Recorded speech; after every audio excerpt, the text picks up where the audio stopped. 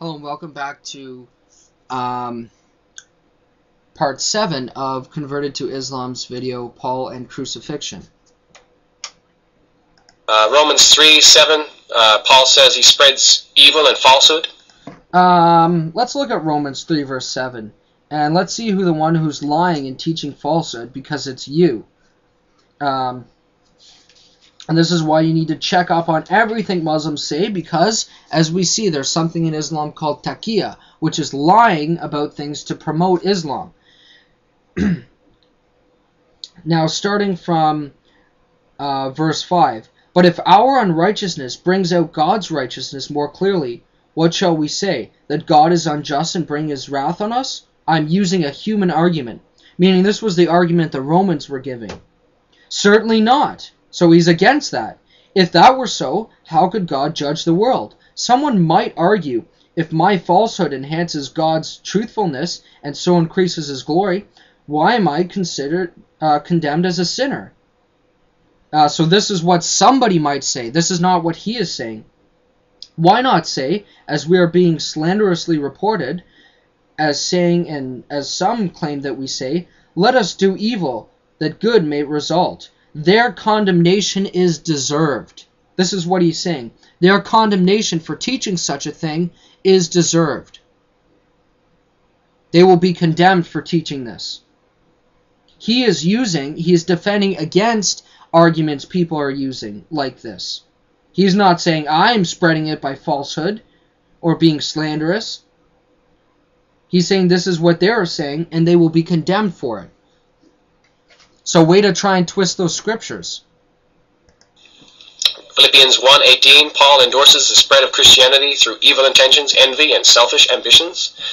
And Philippians 1:18, Paul endorses the spread of Christianity through evil intentions, envy, and selfish ambitions. And Galatians 5:5, Paul said circumcision is worthless. Philippians.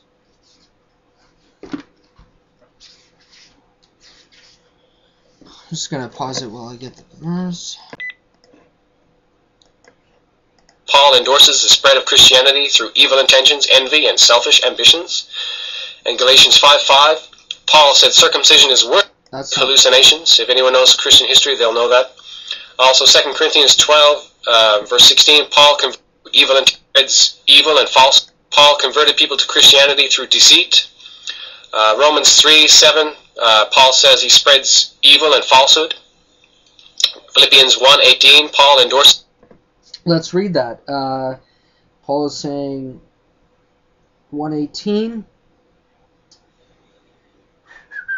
Okay, so he's saying, I'm going to start at verse 15. "It is true that some preach Christ out of envy and rivalry, but others out of goodwill. The latter do so in love, knowing that I am put here for the defense of the gospel. The former preach Christ out of selfish ambition, not sincerely, supposing that they can stir up trouble for me while I am in chains. But what does it matter? The important thing is that in every way, whether from false motives or true, Christ is preached, and because of this I rejoice." So first of all, he's saying, making the distinguish. You see how you're trying to corrupt these verses? What he's doing is saying that the latter, the ones who do it for goodwill, are the ones that do it in love, and that are the ones that Paul want to do. The others do it to try and stir Paul up and make him angry and make him have to go against the church. But either way, he's saying, you know what? At least they're not like the heathen going out drinking and not doing anything. At least they're preaching Christ. It's the lesser of two evils. At least Christ is being preached somehow.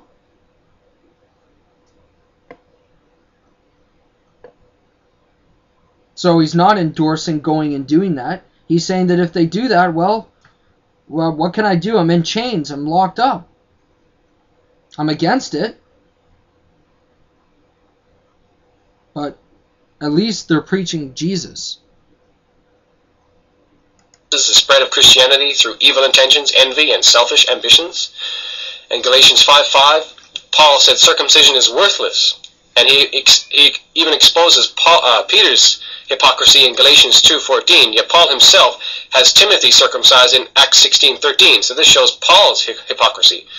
Also, Paul. Right, because they were saying that he was, that Timothy, he was, his mother was, I believe, Jewish, and his father was Greek, or his father was Jewish, and his mother was Greek, and everyone was saying, no, he's a Greek, he's uncircumcised, and he has no authority to teach, and blah, blah, blah, and he did this, but then later on he was sorry for doing that. He was against it. He made a mistake. So if making a mistake is doesn't make anybody a teacher, at least the Bible is being honest and reporting things as is. Your Quran only shows supposedly the good light of things. It's only in the Hadiths where you learn about the true nature of Muhammad to a degree. It's only in the writings after, written by those who knew him, that were exposing him. So the Bible records things as it is, good or bad, and how God deals with them. Moses killed somebody and buried him. This was wrong. And, people make mistakes. And then God deals with them and punishes them for it. Paul wanted to castrate his opponents in Galatians 5:12, cutting off their penises. And of course, these opponents are other Christian sects. What? Galatians 5:12. Okay.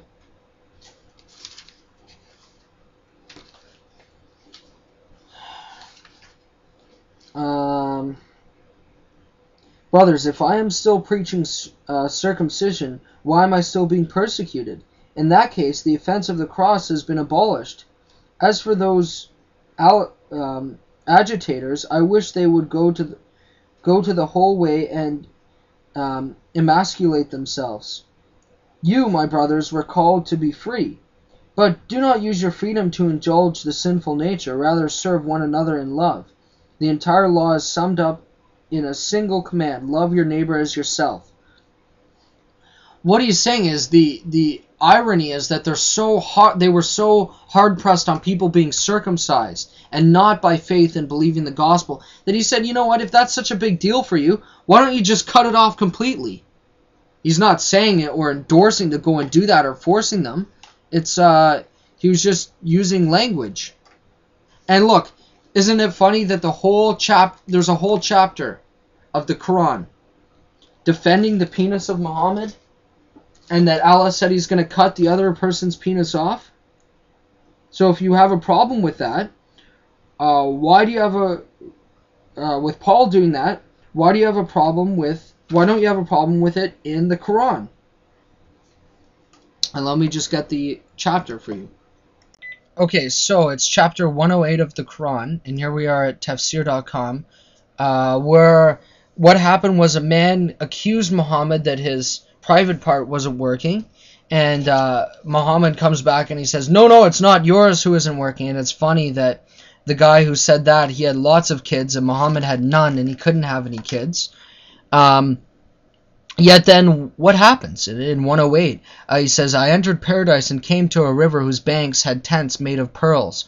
So I thrusted my hand into its flowing water and found that it was the strongest smell of musk. So I asked, O Jibreel, what is this? He replied, this is Al-Kawthar, which Allah the Mighty and Majestic has given you.